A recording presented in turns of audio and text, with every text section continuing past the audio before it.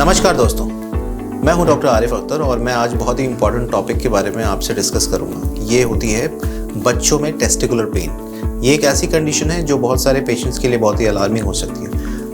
इस वीडियो में मैं बात करूंगा कि ये कितनी सीरियस होती है, इसको कितना ही इमरजेंसी कंडीशंस मान के इसको इवैल्यूएट करना चाहिए और आपको क्या करना चाहिए और क्या अवॉइड करना चाहिए, खासकर अगर आपके बच्चों में ये टेस्टिकुलर पेन या बच्चे या उनके केयर गिवर्स आपको कंप्लेन करते हैं कि बच्चा हमें बार बार बोल रहा है कि उनमें टेस्टिकुलर पेन हो रहा है। तो चाइल्ड में जो टेस्टिकुलर पेन होता है वह बहुत ही रेयर और अनकॉमन कंडीशन है, लेकिन जब ये होता है तो इसका स्पेक्ट्रम माइल्ड से लेकर बहुत ज़्यादा सीवियर और इमरजेंसी तक जा सकता है। ये एक क्रिटिकल कॉज होती है। अगर इसमें मैं मोस्ट कॉमनली बात करूँ तो यंग स्कूल गोइंग चिल्ड्रंस में जो बहुत सीरियस इशू होते हैं वो होता है testicular torsion. So as per the data 1 in 4,000 males under the age group of less than 25 years को ये कंडीशंस होती है जिसको हम टेस्टिकुलर टॉर्जन बोलते हैं, जिसमें स्पर्मेटिक कॉर्ड्स ट्विस्ट होने की वजह से जो ब्लड सप्लाई होती है वो टेस्टिस की वो हैम्पर हो जाती है।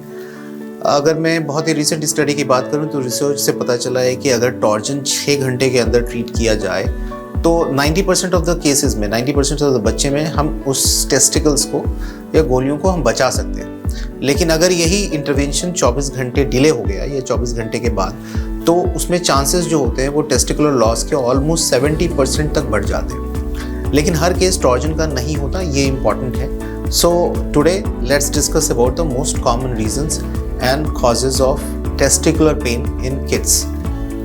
सो जैसे मैंने अभी डिस्कस करा टेस्टिकुलर टॉर्जन, सो ये स्पर्मेटिक कॉर्ड के ट्विस्ट होने की वजह से एक इमरजेंसी सिचुएशन आती है जिसमें सडन ऑनसेट सीवियर पेन होता है। ये ट्रिगर हो सकता है जब वो खेलने जा रहा है या आउटडोर एक्टिविटी या इंडोर एक्टिविटी कर रहा है, या कभी कभी ये all of a sudden school time में भी हो सकता है। तो इस पेन को स्क्रोटम में स्वेलिंग भी हो सकती है, इसमें नोजिया या वॉमिटिंग या जीआई सिम्टम्स भी हो सकते हैं और ये बहुत ही एक इमरजेंसी कंडीशन है।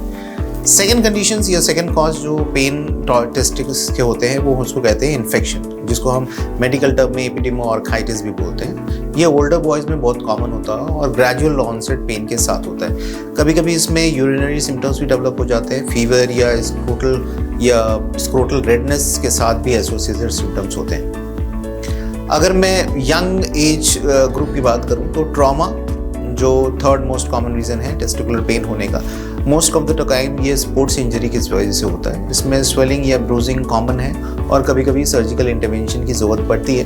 But whenever your kids is complaining कि पेन हो गया है, you must inquire कि कोई ट्रॉमा तो नहीं हुआ या कोई इंजरी तो नहीं हुई। द फोर्थ रेयर कंडीशन होती है जिसको हम हर्निया हाइड्रोसील करते हैं। It can also present as sudden onset pain और इसका सर्जिकल इंटरवेंशन की ज़रूरत पड़ती है। जो one of the rarest condition होती है जिसको हम बोलते हैं torsion of the testicular appendages.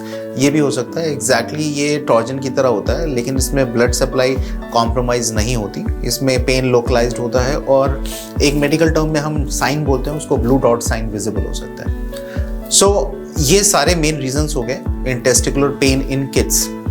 अगर आपके बच्चे टेस्टिकुलर पेन की शिकायत करता है तो ये ज़रूरी स्टेप्स फॉलो करें। टाइम का ध्यान रखें। The most important thing is the onset of the pain and seeking a medical advice.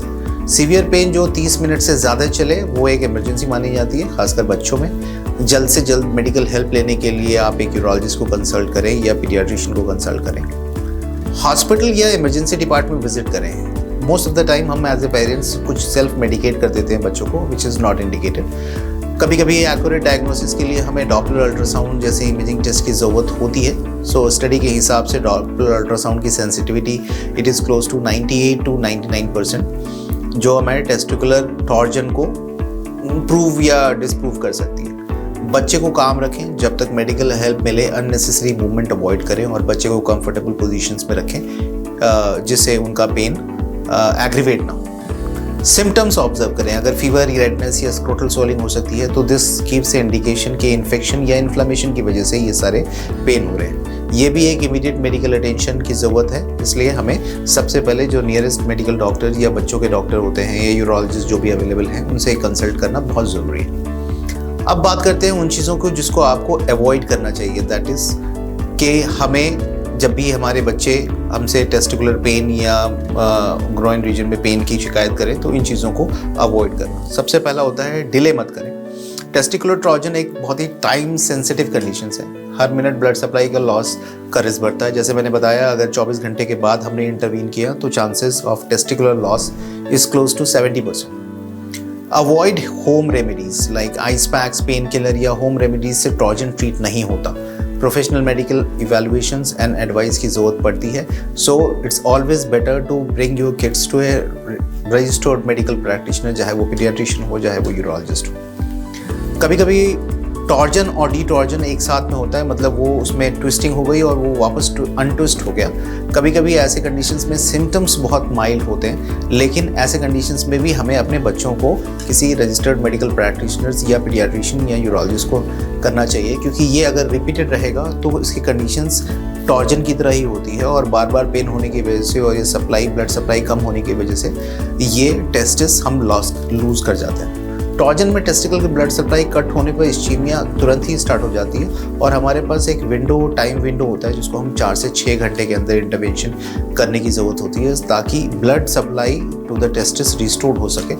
अगर यही वजह है कि इमरजेंसी ट्रीटमेंट क्रिटिकल है ना। अगर हम बात करें इन्फेक्शन से रिलेटेड कंडीशंस की जिसकी वजह से टेस्टिस में पेन हो सकता है, वो उसको हम कहते हैं मेडिकल टर्म में एपिडेमोआर्काइटिस या एपिडेमाइटिस में भी डिले से कॉम्प्लिकेशन बढ़ सकता है, जिसमें पस पड़ सकता है, जैसे एब्सिस फॉर्मेशन होता है, या बाद में जैसे जैसे उम्र बढ़ेगी फर्टिलिटी इशू भी हो सकता है। तो अगर मैं इन सारी चीज़ों को समराइज़ करने की कोशिश करूं तो मैं बोलूँगा कि बच्चों में टेस्टिकुलर पेन एक अलार्मिंग और एक इमरजेंसी साइन होता है जो टाइमली इवैल्यूएशंस और ट्रीटमेंट मांगता है। हर पेरेंट्स का रोल है सिम्टम्स को समझना और इमरजेंसी सिचुएशंस को रिकॉग्नाइज करना। प्रिकॉशंस अवेयरनेस हमेशा बेटर होती है। अगर आपको